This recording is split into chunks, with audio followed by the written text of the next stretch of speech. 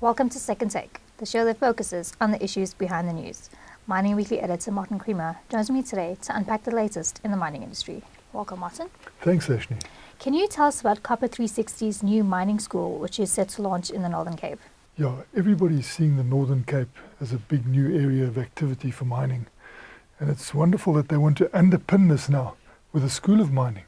And to try and model it on the Camborne School of Mining is quite historic, and it brings back a lot of memories. My dad was born in 1907, and when he was a youngster, the Cornish miners used to come out here. South Africans refused to go underground. And so people used to be brought out from Cornwall. And that is where the Camborne School was created. They're almost modelling it on that, but looking at that and seeing what they can learn from it as well. They want to be initially in an area between, the grade 12 level and the diploma and degree level. They don't want to do degrees and diplomas. They want people to come in, do courses, get certificates, give themselves something that will enable them to get employed elsewhere. But the big thing is they also want to employ these people, Copper 360, because, they've got operations there.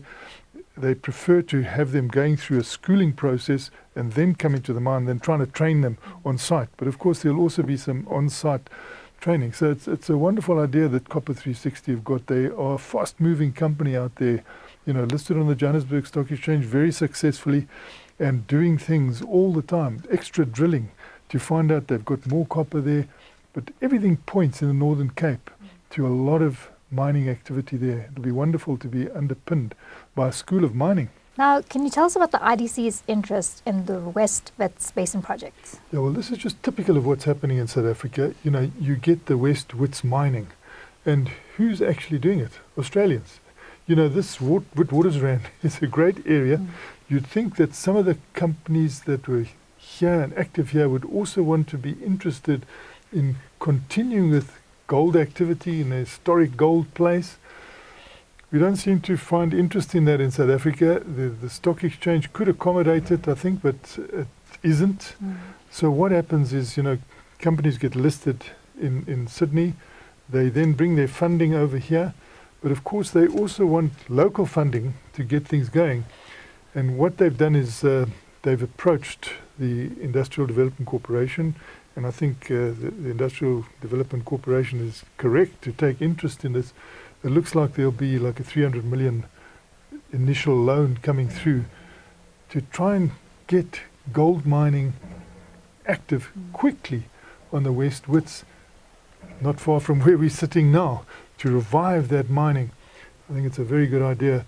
And it looks like, this sort of loan activity from the IDC will speed things up.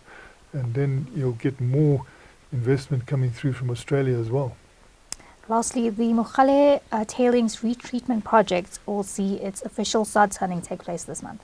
Yes, when I see those old slimes dams, old mine dumps, you think, well, what is happening in South Africa? Surely, you can mine those. There's gold in them.